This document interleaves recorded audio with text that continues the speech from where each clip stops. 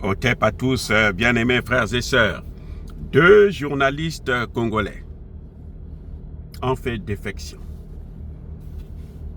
se rallient à la cause de Paul Kagame de balkaniser le pays à la demande des Occidentaux. Il s'agit de Magloire Paluku, initiateur de la radio Kivu One à Goma. Il fut aussi ancien conseiller en communication du ministre de la Culture et dans le gouvernement Sama Lukonde. C'est un membre du parti politique Burek de Julien Paluku, qui est ce parti-là est actuellement devenu la porte d'entrée du recrutement des Congolais par le M23, c'est-à-dire par Paul Kagame et les Ougandais ainsi que les Kenyans. L'autre journaliste, c'est Delion Kimbulumpu. Lui, il a été un ancien journaliste de la radio Okapi à Goma.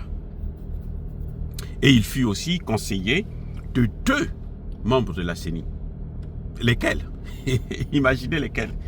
Il y a l'abbé Muolungu Malumalu et Corneille Nangaa. Donc il rejoint Corneille Nangaa en fait. Il rejoint son mentor, il rejoint son ancien patron parce que lui, il veut continuer à être le fils de l'autre. C'est déplorable. Ils étaient tous les deux dans le gouvernement. Ils étaient des membres, des conseillers, des ministres. C'est déplorable qu'une telle situation arrive. C'est triste que des journalistes puissent décider d'aller de l'autre côté pour vendre leur pays. Et je condamne fermement de telles attitudes. Mais en tant que docteur en sciences politiques, je dois être plus objectif et honnête avec vous. Je répète encore une fois de plus que je condamne cette attitude fermement, mais je dis aussi que c'est la faute de Tshisekedi. C'est la faute de Tshisekedi. C'est Tshisekedi qui est responsable de ce genre de défection, de ce genre de situation. Pourquoi Tshisekedi est responsable? C'est la question qu'il faut me poser. Eh bien, c'est parce que Tshisekedi n'offre pas une alternative crédible à la population congolaise. Alors que Tshisekedi a la solution. Ce sont des journalistes, de grands journalistes. Ils savent que tout est dans les mains de Tshisekedi. Si Tshisekedi signe des accords avec la Russie, on sait que la guerre va s'arrêter et le Congo va gagner cette guerre. Sans ça, ce sera très très difficile et probablement on va vers la balkanisation du Congo. Et puisque le Congo va être balkanisé, eux ils se positionnent déjà comme étant les grands leaders, ceux qui seront les grands leaders d'une partie du Congo. Même s'ils seront esclaves, mais en tout cas ils seront des esclaves de maison. Parce que même les Rwandais seront des esclaves de maison. C'est pas le Rwanda. Vous croyez que les Américains sont fous pour prendre tout l'est de la RDC, donner à Kagame? Vous croyez qu'ils sont fous? Et puis Kagame va maintenant leur faire le chantage? Non. Kagame et les Rwandais seront les nègres de maison. C'est-à-dire que c'est eux qu'on va utiliser pour torturer les vrais Congolais. Chez eux. Donc, ces journalistes ont compris que on a une alternative, mais le président là ne veut pas nous donner cette alternative, donc nous on préfère partir au lieu de rester là, se sacrifier pour un président qui est nul. Vous savez, vous allez me dire que non, c'est pas parce que Tshisekedi est en train d'échouer, Tshisekedi ne prend pas de bonnes décisions, qu'ils vont faire défection. C'est vrai, c'est pas ça la raison. Mais on n'a pas tous la même façon de réflexion. Il y a des esprits faibles qui cèdent facilement au chantage, qui ne supportent... Vous savez, quand vous êtes dans une situation de famine dans le pays, ou dans la famille.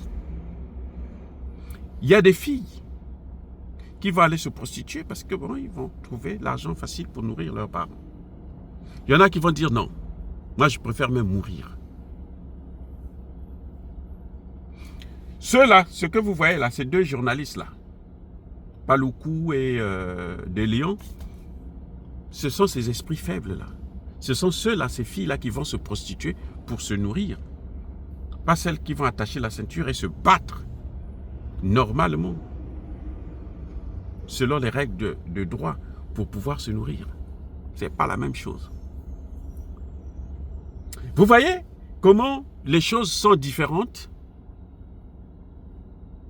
Bien-aimés frères et sœurs. Donc, on ne peut pas leur reprocher à 100% le fait qu'ils puissent se changer de camp. On peut reprocher la faiblesse. Mais il faut voir d'abord l'origine de la situation. Pourquoi eux, ils le font? C'est parce qu'ils ne voient aucun avenir. Mais pourquoi les militaires sont en train de fuir? D'autres militaires fuient l'armée. C'est pourquoi?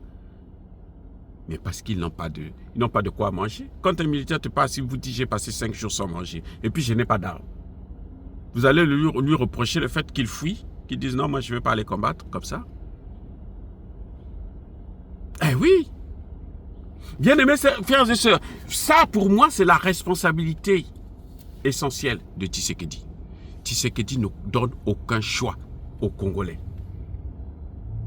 Vous ne voyez pas que c'est depuis un certain temps, ça fait quelques temps là seulement, que de plus en plus les Congolais sont en train de trahir leur pays. Mais Tshisekedi attend quoi? Que la moitié, que le Parlement aussi trahisse le Congo pour qu'ils se disent, oh bon, maintenant je veux aller, je m'en fous de ce que les Américains vont me faire, s'ils vont me tuer ou quoi, je vais prendre la décision qui s'impose. Tshisekedi est responsable. Là, vous voyez bien sa responsabilité. De plus en plus des hauts cadres du Congo, des vrais Congolais, sont en train de faire défection. De plus en plus. Parce que Tshisekedi ne leur offre pas, ne leur donne pas le choix.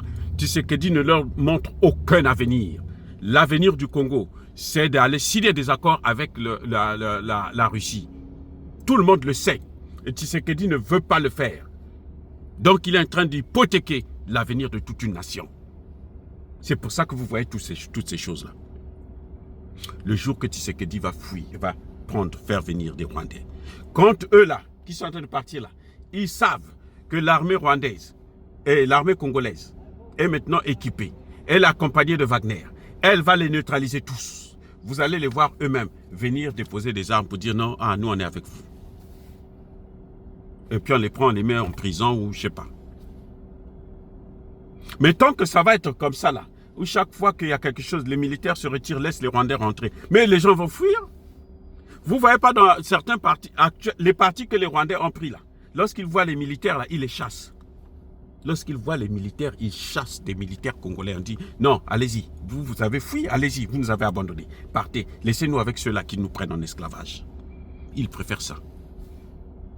C'est lorsque les Wazalendo viennent, là ils savent que ceux-là, ils sont prêts à mourir pour nous. Et ils les soutiennent. Mais quand c'est les militaires congolais là, ils ont de sérieux problèmes actuellement dans ces zones-là. Parce qu'ils ne font que trahir. Et ils trahissent à cause de qui? À cause de ce gouvernement. Tshisekedi sait ce qui se passe. Pour dénicher, c'est vrai, quand Tshisekedi est arrivé, il a trouvé un pays en lambeaux, il a trouvé une armée moribonde. Mais Tshisekedi connaît la solution. Mais il ne veut pas appliquer cette solution. Ben, c'est normal que les gens puissent faire le sauve qui peut. Voilà le problème exact. Oui, on doit reprocher à ces journalistes ce comportement. Oui, je suis d'accord avec vous. Je soutiens ça. Mais il faut reconnaître que on ne donne pas à ces journalistes le choix. On ne montre pas l'avenir à ces journalistes-là. L'avenir que Tshisekedi est en train de montrer est sombre. Tant qu'il restera dans cette position où il n'est pas capable de prendre une décision de changer de partenaire, celui-là qui pendant 60 ans d'indépendance n'a jamais aidé le Congo à s'en sortir. Il a tué Patrice Lumumba, il a amené les Rwandais là-bas, il les a imposés comme étant des Congolais, et maintenant il est en train de donner nos terres aux Congolais. Cet impérialisme-là, tant qu'on ne va pas décider de quitter cet impérialiste-là pour voir quelqu'un d'autre, pour voir d'autres partenaires, eh bien, ce sera comme ça. C'est dommage, c'est malheureux, mais c'est la réalité sur le terrain. Soyez bénis, abondamment bénis par le Dieu des Kémites et par nos ancêtres angélisés. Mais que tous ceux qui persécutent le continent africain le pillent et le déstabilisent, qu'ils soient noirs, blancs, chinois, arabes, juifs, indiens, ou qui qu'ils soient punis, maudits, foudroyés, neutralisés, écrasés, effacés par le Dieu des Kémites et par nos ancêtres angélisés. Vive l'Afrique éternelle. J'ai dit et j'assume.